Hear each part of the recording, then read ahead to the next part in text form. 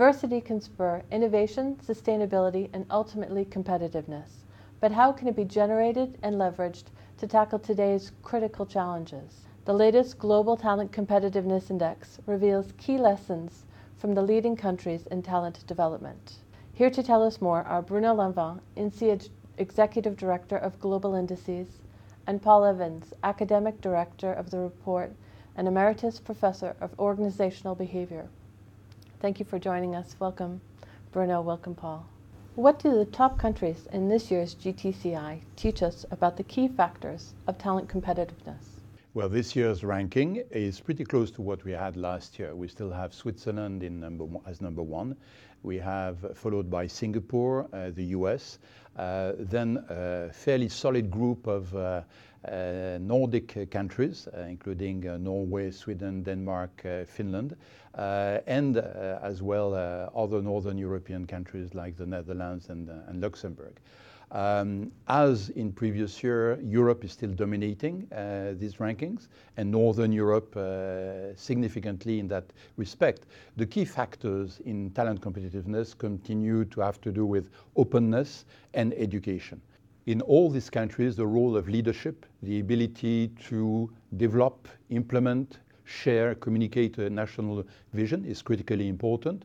So is the steadiness with which education policies have been put in place.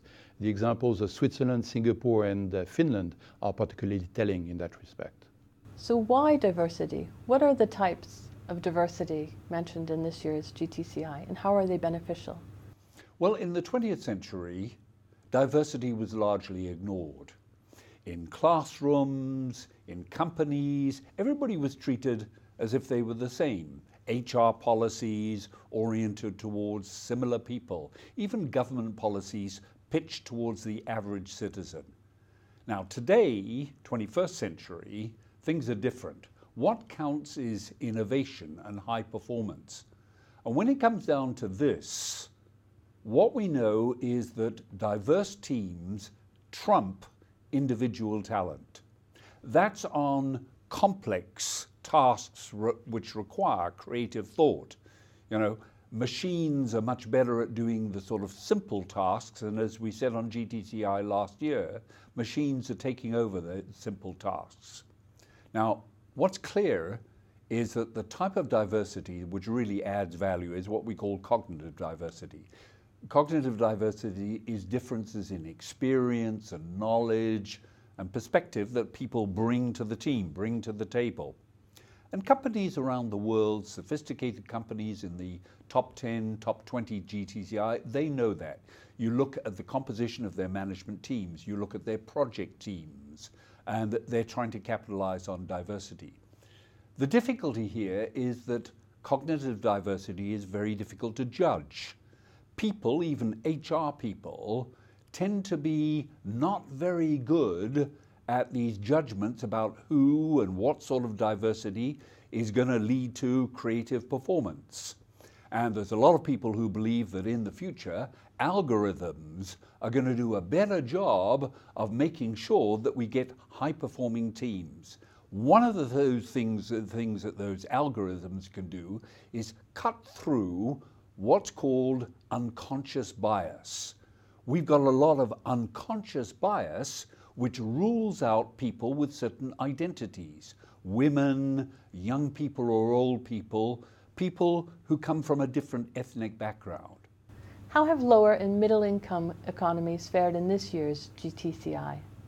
Well, in this year's GTCI, we see some emerging countries performing in a pretty remarkable fashion. For instance, the United Arab Emirates is number 17 this year.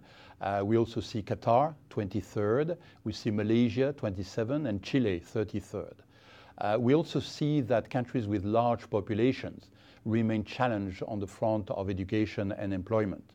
This is the case of China, 43rd, but also of other large countries such as South Africa, Brazil, Indonesia, or India, which clearly could perform better if they were able to overcome some of the challenges related to education and providing the right mix between vocational and knowledge skills. Yet we see very encouraging signs across the world. For instance, Latin American countries are often leading the way in terms of female graduates. Argentina is number 5 in the world. How can education improve inclusiveness and encourage diversity? Well, in order to leverage diversity, we need the ability to collaborate with each other, and we have to overcome our unconscious biases. So we train people on MBA programs and in companies, but that is too late. We have to start off at school. We have to start off when children learn how to play with each other. We have to start off with projects that bring diverse children together so that they can get effective results with each other. In the past, the assumption behind educational systems was that everybody's the same.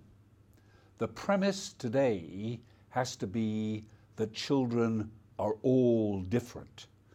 So educational systems really have to evolve and advance if we're going to be able to capitalize on all of the potential behind diversity. What suggestions, if any, do you have for organizations considering new diversity programs?